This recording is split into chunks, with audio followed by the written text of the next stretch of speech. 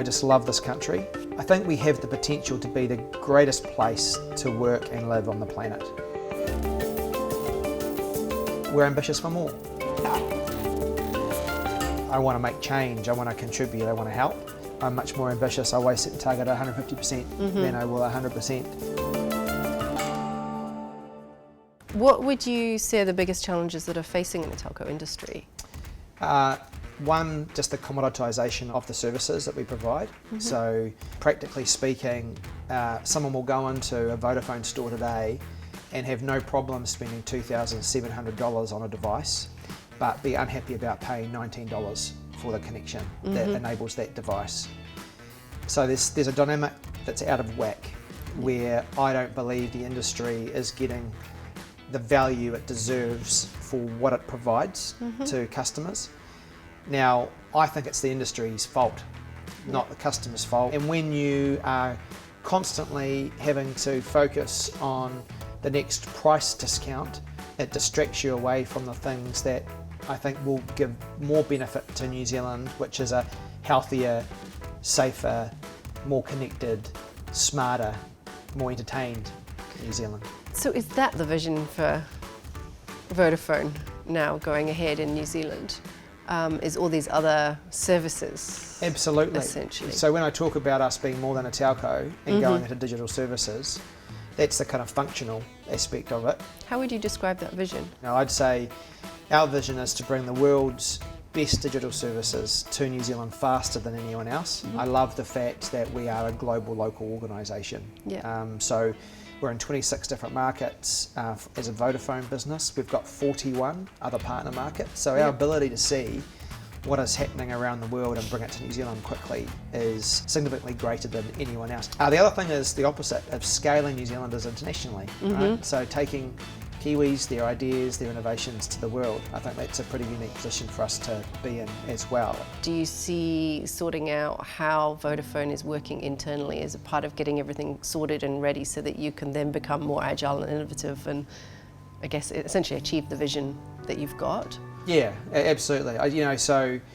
There's been lots of commentary around the restructure that we've gone through, and to be clear, no one rubs their hands together as coming in and going, my first mission, I just would love to restructure. It's the complete opposite, in fact, because when your organisation goes through quite a lot of change, you actually have a productivity drop. Because change, although it creates massive opportunities, it also creates uncertainty. You come into an organisation that has said to itself, we're proud of what we've achieved, but we're only 80% of our aspiration. So it's the best position to be in as a CEO. I don't want to come into, my personality type isn't one where I come into an organisation and not touch anything. I want to make change, I want to contribute, I want to help. So what we've found is no shortage of opportunity. The biggest challenge is the sequencing and prioritising. We've created new partnerships, we're simplifying our technology, we've brought in new capability, we're investing in new platforms. I've basically spun all the plates all at once, which for people who have worked with me before kind of know that's how I work.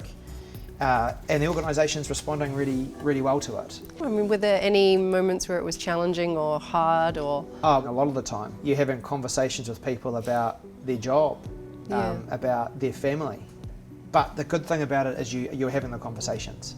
So you're openly having a chat with someone that their job is most likely going to be automated within the next 2 years, and how do you set them up for success to have an ongoing role within this organisation. So you're helping people find their next steps, like where they're going to go to? Yeah, we called it Future Ready program.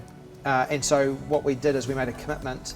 If you wanted to, and the role existed, we would upskill and retrain you. Because my view is I'll take attitude over experience every single day. How do you see your role then as the leader and the CEO of this? I see very clearly communicating what the outcome is that we're looking to get to, where we're looking to get to. And that's both from a customer, from a team, and from a commercial perspective. My job is to work with my leadership team, talk to the organisation, and then articulate very clearly what success looks like in each of those 3 areas, and then get out of the way. Historically, old leadership, which I think is completely wrong, they also dictated the how you get there.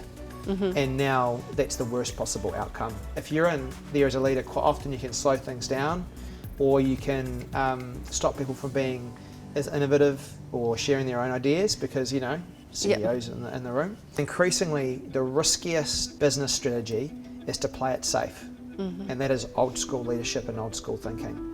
The least risky approach is to be bold, to be remarkable. And like, don't get me wrong, with that comes risk, comes criticism, comes headlines, all those types of things. Yeah. But I have no doubt that you win in the end. How do you face the criticism and the headlines?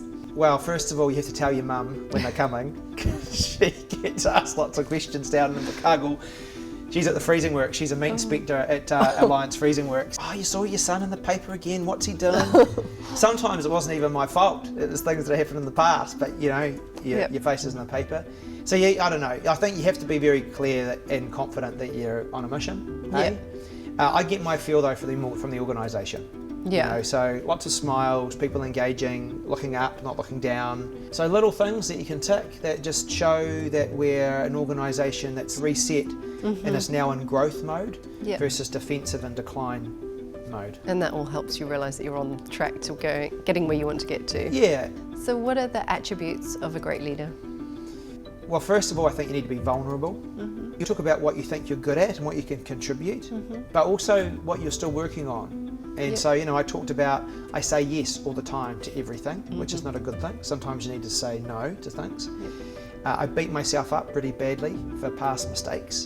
And also I've struggled with conflict, those confrontational conversations over time. I think you'd be a bit weird if you enjoyed conflict. But, you know, those things come up, hard conversations come up in organisations all the time with partners or with people. So vulnerability is one. I think new leadership is about transparency. So I saw this Harvard video years ago, and people who work with me will go, here he goes again, but it's true. They talked about transparency and how organisations have been hiding things from customers that they have been working hard to solve for quite some time. So for example, they had two websites side by side, travel websites. So you typed in, I want to travel to Fiji. Now both websites gave exactly the same answer, but one website just said I'm thinking, the other one website went, I'm now looking at airlines, I'm now looking at pricing, I'm now looking at dates, I'm now looking at hotel options. And everyone said that company is brilliant and that company is not, because they gave transparency to the algorithm that they had created. Finding ways of showing your customers how hard you are working for them, even if you are using new technology, I think is important. That was 5 years ago. I think that's true today.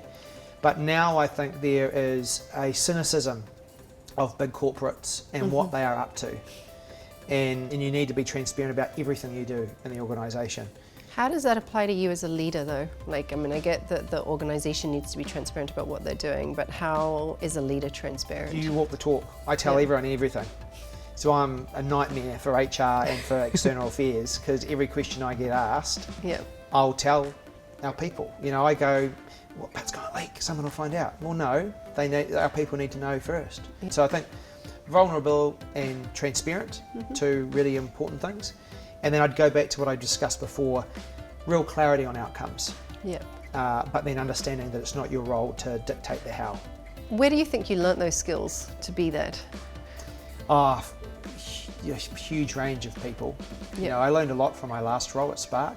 I had the privilege to work for Simon Muta. I think is going to be seen as one of New Zealand's great business leaders. I had another really good boss at TVNZ, Rick Ellis.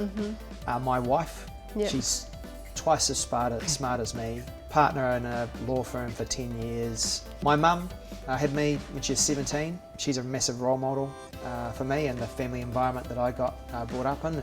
That changed a lot. Like, you moved house quite a lot when we were young. Dad left straight away, didn't have any relationship, didn't ever come back. Although it was, you know, challenging financially, never felt like I missed out on anything. Mum worked amazingly hard to provide for our family, so I kind of got that kind of work ethic. So you got the work ethic, the safety and security and being loved. And possibly you were developing resilience because you were being shown how to move from place to place and still feel safe. I think when I talk about my leadership journey more broadly, I talk a lot about my Southland heritage. and coming from down in South London, values, very regional kind of values, resilience, growing up quite quickly, being seen as a contributor to the family, so contributing at a very early age to quite grown up. So responsibility too and leadership. Yeah, like I remember I think I was about 6 years old and Mum had to go back to the freezing works, and so I'd be dropped off at 6 a.m. at someone's house where it was dark and everyone else was sleeping, and you just wait for them to get up in the morning and then you just get yourself to school. So she created a safe environment for me. It was an incredible childhood, but you grew up quite quickly down in Southland. So your mum was quite a leader in some ways then too, because you must have had that communicated to you quite clearly as a small child, to be dropped off early in the morning, to understand that the reason this was happening was so your mum could pick you up.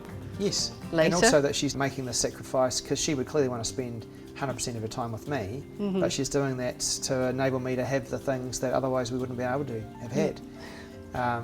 And so, like, incredible sacrifices. I feel quite emotional just thinking about it, actually. But she's an amazing woman, and I've learned a lot about a lot of my values and how apply those same things to my own children. But I read a lot. I watch lots of videos. I get inspired from inspiration from everywhere. And what was the last book you read? You said you get a lot of insights from books. American Icon, the story of the Ford turnaround that Alan Mullally led. Amazing book. I'm reading it for the third time now. I don't talk to too many people about that because it's such a good book. I don't want anyone else to read it. I want all the secrets to be mine. Yeah. You can share the knowledge to the world. Yeah, it's a great book. So what advice would you give your 18-year-old self? Just be the best you can be. You believe in yourself. Don't underestimate how important family, friendships are, because when it gets tough, that's what you'll keep on going back to time and time again, and it'll give you the energy to keep going. Thank you so much for giving us the time and answering all the questions. I really enjoyed it. I learned a lot. Oh, me too. Through the process as well. That was really cool. When I talk about leadership, I talk a lot about how I gravitate to organisations and industries of change. Yeah. And I've directly linked that back to my childhood, which is lots of change. But so many other things that you pointed to, and that you were referencing back to that story is incredible, actually. So thank you. Oh, thank you. I really appreciated it.